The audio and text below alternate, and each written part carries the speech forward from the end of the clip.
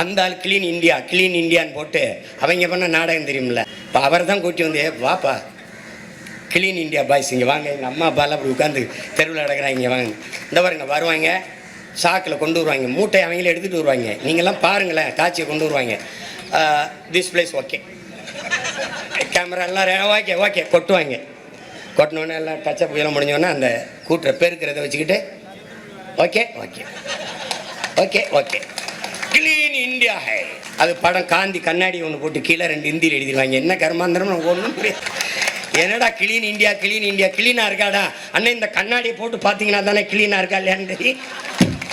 ஐயோ, அப்ப திடக்கழிவு மேலாண்மை என்ற ஒன்றே இந்த நாட்டில் கிடையாது. அதை பற்றி அறிவு இருந்தால் 10 நாளாக மக்களை வீதியில் உட்கார்ந்து போராட நிலைக்கு இந்த அதிகாரம் தள்ளி இருக்கும் நினைக்கிறியா நீ? எவ்வளவா பணம் இழக்கிறார்கள்.